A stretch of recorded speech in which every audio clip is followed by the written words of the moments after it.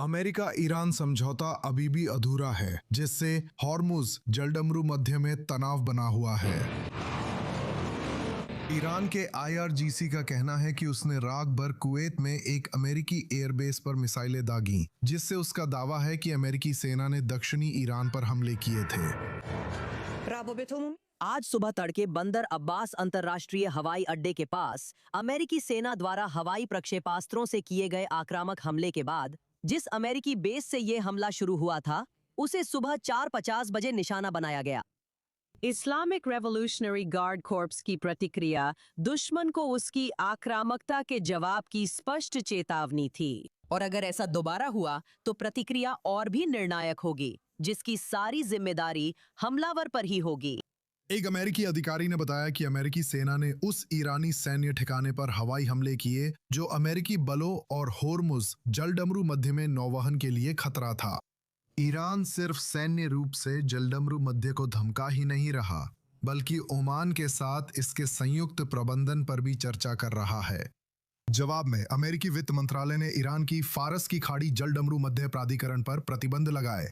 ये तेहरान की नई एजेंसी है जो रणनीतिक जलमार्ग से शुल्क लेती है और चेतावनी देती है कि टोल या शुल्क देने या इस प्राधिकरण के साथ सहयोग करने वालों पर प्रतिबंध लग सकते हैं। लेकिन अमेरिकी राष्ट्रपति ट्रंप ने एक कदम आगे बढ़ते हुए ओमान को एक असामान्य धमकी दी। ये अंतर्राष्ट्रीय जल क्षेत्र है, कोई इसे नियंत्रित नहीं करेगा। हम इसकी निगरानी करेंगे, लेकिन कोई इसे नियंत्रित नहीं करेगा। यही हमारी बातचीत का हिस्सा है। वे इसे नियंत्रित करना चाहते हैं, कोई इसे नियंत्रित नहीं करेगा। ये अंतर्राष्ट्रीय जल क्षेत्र है। ओमान भी बाकी देशों की तरह व्यवहार करेगा। हमें उन्हें उड़ा देना पड़ेगा। वे समझते हैं और ठीक रहेंगे। इस धमकी ने कई लोगों को चौंका दिया, क्योंकि अमेरिका ने खाड़ी के सुल्तानत के साथ 18वीं सदी के अंत से यानी सदियों से संबंध बनाए रखे हैं। ट्रंप प्रशासन हाल के महीनों में ओमानी पक्ष से बढ़ती निराशा महसूस कर रहा है। तेहरान और वॉशिंगटन के बीच युद्ध से पहले के दौर में मध्यस्थता के बावजूद संघर्ष के दौरान मस्कट ने अमेरिका की खुली आलोचना की और वॉशिंगटन पर अपनी विदेश नीति पर नियंत्रण खोने का आरोप लगाया। जहां तक ओमान की बात है, ऐसा लगता है कि क्षेत्रीय पुनर्संरेखण के बीच वो ईरान के साथ अपने संबंधों को और मजबूत कर रहा है।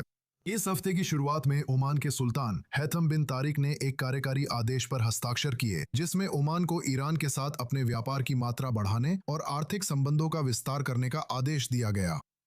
उन्होंने आदेश दिया कि ईरानी व्यापारियों से लेन देन तेज करने के लिए कुछ बैंक शाखा प्रमुख बदले जाएं।